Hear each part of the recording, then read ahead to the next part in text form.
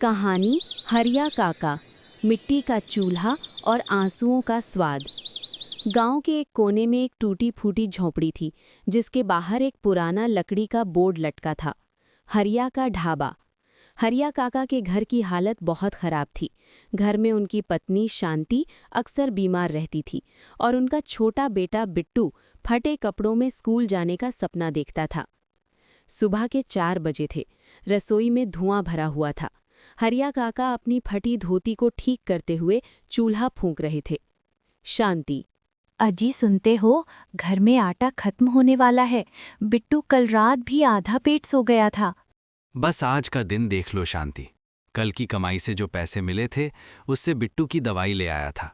आज अगर 2-4 ग्राहक आ गए तो रात को चूल्हा जरूर जलेगा। गांव के लोग हरिया काका के ढाबे के पास से गुजरते, पर कोई वहां लुकता नहीं था। लोग कहते, अरे, इसके पास तो बैठने की सही जगह भी नहीं है, क्या खाएंगे यहाँ। हरिया काका एक टोटी बेंच पर बैठकर सड़क की ओर देखते रहते कि शायद कोई मुसाफिर रुक जाए। उनके पास बेचने के लिए सिर्फ दाल और मोटी रोटियां थी, जो उनकी पत्नी ने बड़े प्यार से बनाई थी। बापू, क्या आज मुझे नई कॉपी मिलेगी? मास्टर जी ने बोला है बिना कॉपी के स्कूल मत आना। हरिया काका बिट्टू का सिर सहलाते हुए, मिलेगी बेटा, शाम तक रुक जा, आज कोई ना कोई रास्ता जरूर दिखेगा। दोपहर ढल चुकी थी।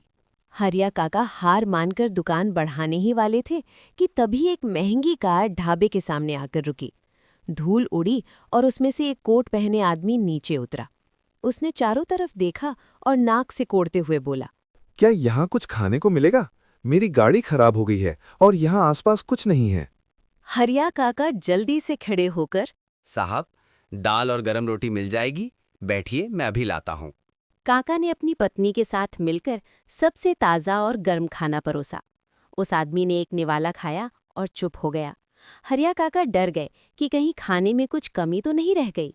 खाना खाने के बाद उस आदमी ने पैसे निकालने के लिए बटुआ खोला, लेकिन फिर रुक गया। उसने काका की झोपड़ी की तरफ देखा, बिट्टू की फटनी कमीज देखी और चुपचाप एक चिट्ठी मेज पर छोड़ दी और बिना कुछ कहे चला गया। हरिया काका ने घबराकर वो चिट्ठी उठाई। उस चिट्ठी में न तो पैसे थे और न ही कोई शिकायत। उसमें बस एक नंबर लिखा था और नीचे लिखा था, कल सुबह इस नंबर पर फ़ोन करना, तुम्हारी जिंदगी बदलने वाली है। वो अजनबी कौन था? क्या वो कोई मसीहा था या कोई बड़ी मुसीबत? क्या वो बिट्टू के स्कूल का कोई बड़ा अधिकारी था? उस रात हरिया काका को नींद नहीं आई। वो बार बार उस चिट्ठी को देख रहे थे।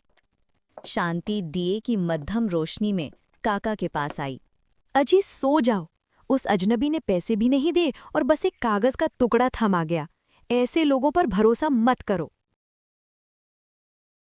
पता नहीं क्यों शांति पर उसकी आंखों में एक अजीब सा सुकून था।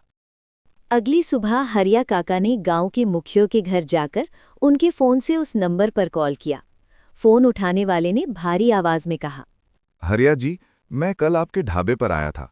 मेरा नाम मिस्टर मेहरा है और मैं शहर के सबसे बड़े अनाथ आश्रम और स्कूल का ट्रस्टी हूँ। कल जो स्वाद मैंने आपकी दाल में चखा, वो मुझे मेरी माँ की याद दिला गया। मिस्टर मेहरा ने काका को एक बड़ा प्रस्ताव दिया। उनके स्कूल के 500 बच्चों के लिए रोज़ाना दोपहर का खाना हरिया काका के ढाबे से जाएगा, लेकिन एक शर्त थी, खाना रोज़ाना सुबह 11 बजे तक शहर पहुंचाना होगा। हरिया काका कांपती आवाज़ में, साहब, मेरे पास तो शहर तक जाने के लिए साइकिल भी ठीक नहीं है और इतने बच्चों का खाना बनाने के लिए बड़े बर्तन भी नहीं हैं। हरिया जी, नियत साफ हो तो रास्ते खुद बनते हैं। मैं एडवांस के तौर पर कुछ पैसे भेज रहा हूँ, अपने तैयारी शुरू करो। गांव की जलन। जैसे ही यह खबर गांव में फैली कि हरिया काका को इतना बड़ा कॉन्ट्रैक्ट मिला है, गांव के कुछ अमीर लोग जलने लगे। गांव का लाला धनसुख, जिससे काका ने पुराना कर्ज ले रखा था, वो काका के ढाबे पर आ पहुंचा। लाला धनसुख: ओ हरिया, सुना है तुझे बड़ा काम मिला है। पहले मेरा पुराना कर्ज चुका, वरना कल सुबह तेरा चूल्हा जलने नहीं दूंगा। लाला, बस 1 महीने की मोहलत दे दो, मैं पाई पाई चुका दूंगा। नहीं तो कल सुबह तक पैसे दे, वरना ये ढाबा मेरा होगा। गद्दारी की रात। काका ने अपनी पत्नी के गहने गिरवी रखकर और पड़ोसियों से मांगकर लाला के पैसे जुटाए। अगली सुबह उन्हें शहर पहला ऑर्डर भेजना था। रात भर जागकर काका, शांति और छोटे बिट्टू ने खाना तैयार किया। सुबह की 4 बजे थे। खाना बड़े बर्तनों में पैक रखा था। तभी अंधेरे में किसी ने चुपके से ढाबे के पीछे से आकर खाने के बर्तनों के पास कुछ गिरा दिया। तभी बिट्टू की आंख खुल गई। उसने खिड़की से देखा कि कोई भाग रहा है। बापू, देखो, कोई भाग रहा है। हरिया काका दौड़कर बाहर आए, लेकिन तब तक वो परछाई गायब हो चुकी थी। जब उन्होंने खाने का ढक्कन खोला तो उनकी चीख निकल गई। खाने के ऊपर नीला रंग और मिट्टी का तेल पड़ा हुआ था। 500 बच्चों का खाना बर्बाद हो चुका था और शहर से गाड़ी आने में सिर्फ 3 घंटे बचे थे। सस्पेंस।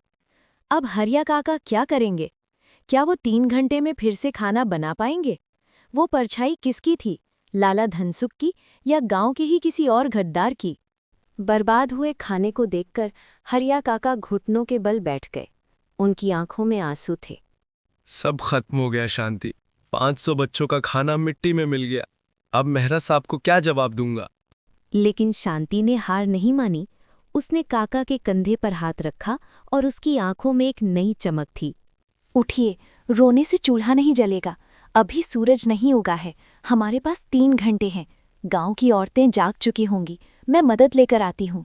पर शांति, इतना अनाज और सब्जियां कहाँ से आएंगी?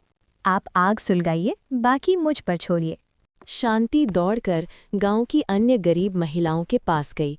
उसने सबको इकट्ठा किया और कहा, आज सिर्फ हरिया काका की इज्जत का सवाल नहीं है, आज गांव के चूल्हे की शान का सवाल है।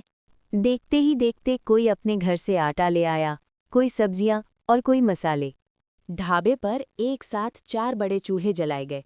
शांति और गांव की महिलाओं ने मिलकर बिजली की गति से रोटियां बेली। हरिया काका ने अपनी जादुई दाल बनाई। बिट्टू मसालों को पीसने में मदद कर रहा था। पूरा ढाबा एक युद्ध के मैदान की तरह लग रहा था। ठीक 11 बजे मिस्टर मेहरा की गाड़ी ढाबे के सामने रुकी। हरिया जी, क्या खाना तैयार है? जी साहब, बिल्कुल तैयार है। जब खाना गाड़ी में लोड हो रहा था, तभी लाला धनसुख वहां आया। उसे पूरा यकीन था कि खाना खराब हो चुका होगा। वो पुलिस को साथ लेकर आया था। लाला धनसुख, साहब, इस ढाबे का खाना मत ले जाना। मुझे खबर मिली है कि इसने खाने में कुछ मिलाया है। क्या बकवास है? मैंने अभी खुद चखा है। खाना बहुत ही शुद्ध और स्वादिष्ट है। तभी बिट्टू ने भीड़ में से एक आदमी को पकड़ा। वो लाला का नौकर था। बिट्टू ने उसके हाथ में वही मिट्टी के तेल की बोतल देखी जो रात को इस्तेमाल हुई थी। बापू, यही था वो जो रात को भाग रहा था। पुलिस ने जब लाला के नौकर को सख्ती से पकड़ा तो उसने सारा सच उगल दिया। लाला धनसुख को पुलिस पकड़कर ले गई, लेकिन जाते जाते लाला ने हरिया काका के कान में एक ऐसी बात कही जिसने काका की होश उड़ा दिए। लाला धनसुख धीमी आवाज में, हरिया, तू जीत तो गया, पर तुझे क्या लगता है मेहरा साहब तुझे ये काम क्यों दे रहे हैं? जा अपनी पत्नी शांति से पूछ कि उसका मेहरा साहब से पुराना रिश्ता क्या है। हरिया काका सन्न रह गए। उन्होंने शांति की तरफ देखा जो चुपचाप खड़ी जमीन की ओर देख रही थी। शांति की आंखों में एक ऐसा राज था जो काका ने पहले कभी नहीं देखा था। शांति और मिस्टर मेहरा के बीच क्या रिश्ता है? क्या शांति कोई साधारण गांव की महिला नहीं है? क्या हरिया काका को ये काम काबिलियत पर मिला या किसी के एहसान पर? लाला के जाने के बाद हरिया काका बहुत हैरान थे। उन्होंने शांति से पूछा, शांति, लाला क्या कह रहा था? तुम्हारा मेहरा साहब से क्या रिश्ता है? शांति की आंखों में आंसू आ गए। उसने घर के अंदर से एक पुरानी और धुंधली तस्वीर निकाली। तस्वीर में एक छोटा लड़का अपनी छोटी बहन का हाथ पकड़े खड़ा था। हरिया जी, मेहरा साहब मेरे सगे बड़े भाई हैं। मैं एक बहुत अमीर घर की बेटी थी, लेकिन जब मैंने आपसे शादी करने का फैसला किया तो मेरे भाई ने गुस्से में मुझसे सारे रिश्ते तोड़ दिए। कल जब वो यहाँ खाना खाने आए तो उन्होंने मेरे हाथ की दाल का स्वाद पहचान लिया। उन्हें अपनी पुरानी गलती का एहसास हुआ और उन्होंने ये काम हमें तरस खाकर नहीं, बल्कि हमारी मेहनत और ईमानदारी देखकर दिया है। भाई का पछतावा और मिलन। अभी काका और शांति बात कर ही रहे थे कि तभी मेहरा साहब की गाड़ी फिर से ढाबे के सामने रुकी। मेहरा साहब गाड़ी से उतरे और सीधे शांति के पास आए। उनकी आंखों में पछतावे के आंसू थे। शांति, मुझे माफ कर दे छोटी बहन। बरसों पहले मैंने अपने घमंड में तुझसे रिश्ता तोड़ा था, पर तेरी मेहनत और हरिया जी की सच्चाई ने आज मेरा सिर शर्म से झुका दिया है। तू आज भी वैसी ही नेक है, पर मैं बदल गया था।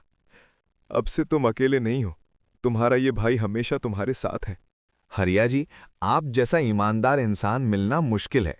मुझे गर्व है कि आप मेरे परिवार का हिस्सा हैं। खुशहाल सवेरा। हरिया काका अब बहुत खुश हैं। उनका ढाबा अब पूरे जिले में सबसे मशहूर है और वे सबको बड़े प्यार से खाना खिलाते हैं। शांति। अब वो बीमार नहीं रहती और पूरे ढाबे का इंतजाम संभालती है।